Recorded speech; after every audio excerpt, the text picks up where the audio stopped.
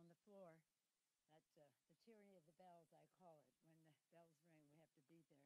And when the members are there, that's a very important time for us. Sadly, this week was marked by the great tragedy of our losing our brave men and women in uniform when they were killed in a terror attack in Syria.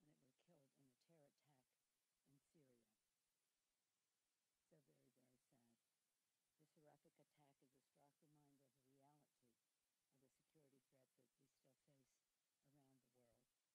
face around the world. Later today, we'll hold a vote on the administration's termination of sanctions against companies controlled by Russian oligarch Oleg Deripaska.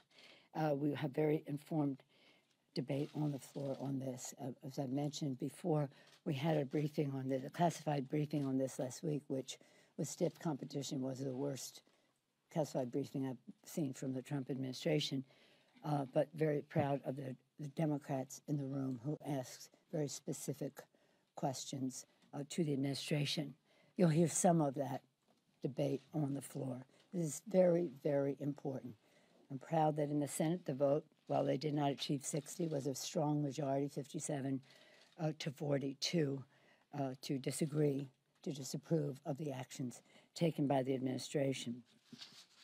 Once again, I'm always at temporal markers, so that's today. Next week, as you are aware, we have canceled our district work period next week to stay here to work on legislation to open up government, to continue our ongoing drumbeat of bills to open up government, starting with the bills that the Republicans themselves passed in the Senate but now won't take up, but we'll go to the next step next week on that. At the same time, we will be working on our agenda for the people to lower health care costs, to increase paychecks by building infrastructure of America and by passing H.R. 1 in the very near future to bring dignity to government by lowering the role of big, dark, special interest money in politics and in government.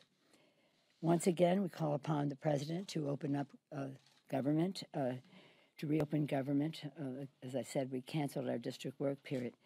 This is directly related to our security. The Trump shutdown is undermining that. We're not paying people who keep us safe, the TSA agents who stop bombs from coming onto planes, the FBI agents who track down terrorists in our country, the DEA agents who stop the flow of drugs into our country, and the immigration officials who patrol the border. This senseless shutdown is inflicting great pain in every part of our country. Every day, the impact spread, reaching the lives of hardworking Americans in every corner of the country. I'm particularly concerned about the United Mine Workers of America. They spend a good deal of time in my office because I do believe we owe them so much, even though I'm not a big supporter of coal. I am a big supporter of the coal miners and their health and retirement benefits. Yesterday, I heard from the United Mine Workers of America who warned that reimbursements of health care providers are not being processed, which will lead to the service shortages that jeopardize the health care of 35,000 mine workers if the shutdown continues. Back home in San Francisco, members have stories from, we have a story storm because we're being bombarded by them, and they are the most eloquent, articulate justification for opening up government. In my city of San Francisco, thousands of people are being denied their paychecks. People think of public employees, federal employees, only being in the Washington area. No, they're all over the country. They're in small-town USA and other places around the country, including the Bay Area. People like EPA employer James Munson from San Francisco explained that he'd have a garage sale and sell everything he owns and won't be enough for 1 month's rent. People like Bay Area NASA employee Sherry Shore, who can't pay her mortgage and was told by the lender, too bad, you're just going to have to wait until your house goes into foreclosure. People like EEOC investigator Mila Kizgari of San Francisco, who said Trump's wall is imaginary, but my bills are real. This is most unfortunate, and I don't understand why the reality of this in people's lives is not felt or concerned or cared about by the administration. Not only are these workers not paid, they're not appreciated by this administration. These are the people who deliver services to the American people. We should respect what they do for our country. Many of them are veterans who have translated their military patriotism into civilian patriotism, working for the government. And they are affected by this. These workers make a difference in the lives of the American people, including security officials who would be protecting the president at the State of the Union address. As I've said to some of you, this is defined by the Secretary of Homeland Security as a national special security event. It means it's elevated to a place where the resources of the government are used to protect that event. It is the President of the United States and the Vice President, the Congress of the United States, House and Senate, the Cabinet, acting as it is, but the Cabinet, Supreme Court of the United States, the Diplomatic Corps, and all that that implies in terms of security. The continuation of government is the reason for all of the security as well as the power that is in the room. I have no doubt that our men and women in the federal workforce have the capability to protect. The inference that they want to say is, oh, you don't think they can? Yes, they can. They're professionals. They trained for this. They should be paid for this. And that's why I said to the president, if you don't open up government, if that doesn't happen, let's discuss a mutually agreeable date. January 20. The date of the State of the Union is not a sacred date. It's not constitutionally required. It's not any president's birthday. It's not anything. It is a date that we agreed to. It could have been the week later. And it could be the week later if government is open. So it isn't as if that date is sacred for any reason. It was one that was negotiated. What works for you, what works for our schedule on both sides of the aisle. So I just want to make it clear, there is no reason for this to happen. We are over and over again put forth an agenda for protecting our border. It's the oath we take to protect and defend. Securing our borders is a very important part of that. The president says there are all these drugs coming into the country. 90% of the drugs coming over the border come through the ports of entry. And so we have said again and again, let's build the infrastructure of the ports of entry or maybe increase them. Let's facilitate trade and travel and protecting our security with more lateral roads there.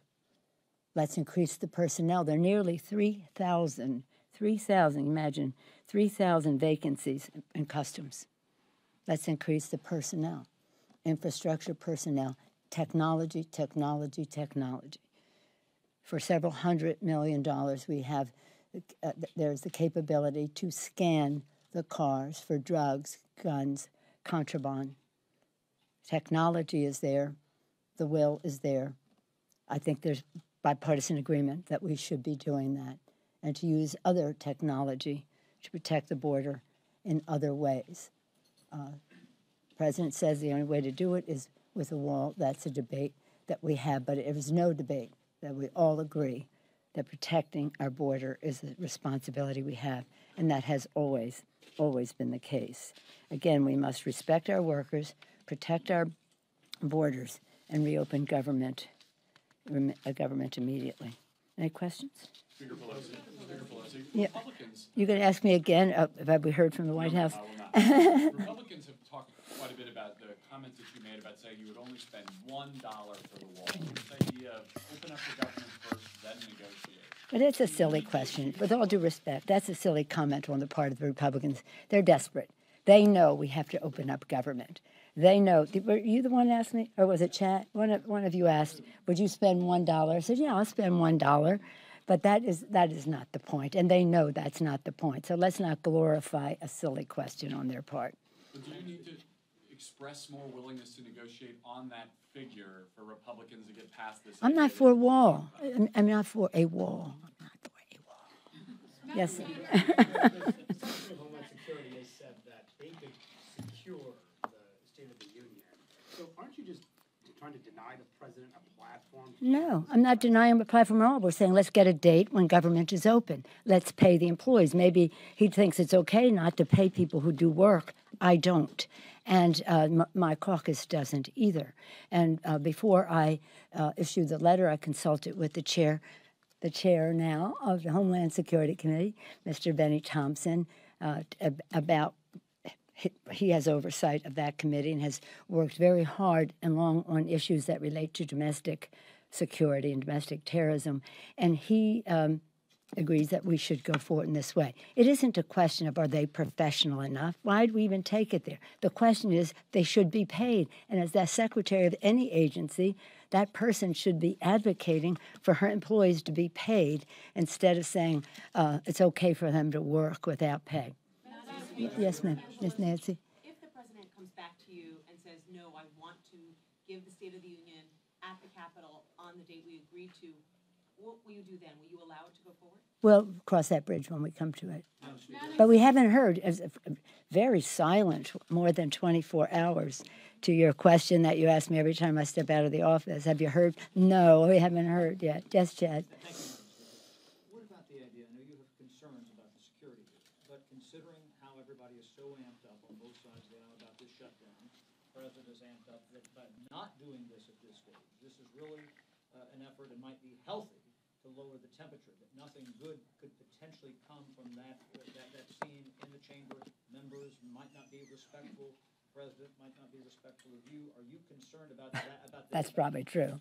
Are you concerned about the temperature getting too high? No, I'm concerned about people not having paychecks in their homes. Have you heard the stories of people, that young woman who was on two newlyweds, she came home, she was sick, she's diabetic, she had 3 vials left. She didn't know what she was going to do. She thought hopefully the government would open again. It didn't, so she's not taking insulin that she needed for her diabetes. And she even said sometimes when she would go to sleep, she thought it would be easier not to wake up because she didn't take her medicine than to face the fact that she wasn't having a paycheck and couldn't afford her medicine. The father who had a child who was born and needed an operation but couldn't get onto the health insurance program because government was shut down. The list goes on and on. That's the heat that we want to lower, the heat in the lives of the American people, to convey. There's a story storm that is going on all over the country, and we want to convey the reality of this cruel policy in the lives of these workers. And it's not just, although that's a stunning number, 800,000, we care about that statistic, but we care about each and every family that is affected. And it goes beyond those employees into our economy. The economists, even the president's own people, are saying that that GDP will not grow as long as this shutdown is there. And that means that the president's insistence is a luxury the country, insistence on the wall is a luxury the country can no longer afford. Madam Speaker. Yes, yes, sir. Based on your concerns, ma'am, don't you as Speaker of the House have an obligation to be at the negotiating table? We have gone to, what negotiating table are we not at? The last one we went to, I think, was a setup where the president pounded as he gave himself leverage to leave the room. But, yeah, we're at the negotiating table, and I've never discouraged anybody from not accepting an invitation from the President of the United States, and some of our folks were there yesterday, so I don't know which meeting you're talking about that we're not at. Well, there don't appear to be any active talks, and so if Congress has the power of the purse, couldn't you just say, fine, I'll give you some money for border security, here's how you're going to use it? Well, that's what we have been saying. Perhaps you missed it, and perhaps we weren't clear enough, so I'll take responsibility for that. But let me go into it again. 90% of the drugs and many of the asylum seekers coming into the United States come through the ports of entry. We're saying use resources. And by the way, in the last Congress, before we adjourned, we gave the administration exactly what the department asked for, and it passed in the Senate. And we, so when you say, why aren't you negotiating? We are negotiating, and we do go to the meetings. But let's be clear. You said, why don't you put? You will be seeing many things unfolding in the next few days about what our next bills will be on the floor. But in case I wasn't clear, 90% of the drugs coming into the country come through the ports of entry. Let's use resources to expand the ports of entry. You have to base, this has to be evidence-based, not notion-mongered. And those ports of entry need more personnel, nearly 3,000 employees, vacancies, not positions not filled on the border. And some of it is because of the quality of life. They need more infrastructure to do their jobs in terms of ports of entry, water supply, and the rest. And then we talk about technology. As I said, several $100 million, ranges from $500 million to $700 million for the technology to scan the cars coming through the ports of entry, and that is to detect guns. It's like an electronic dog almost to detect drugs, guns, and other contraband, and using other technology, other places along the border, and to do so in a way. So it's about infrastructure, it's about some roads to go with it to facilitate trade, immigration, first and foremost, our security, and to do so in a way that honors our values. Maybe, I don't know if I have this here. I just saw a poll that said, which was interesting because it said, do you think, what was the question? Was George here? Do you think that, do you think that the wall is consistent with our values? Or is it like 51% said no, and 42 or something like that said yes? So this is about who we are as a country, that we're able to protect our borders, our people, and our values. Thank you all very much. Thank you. Thank you.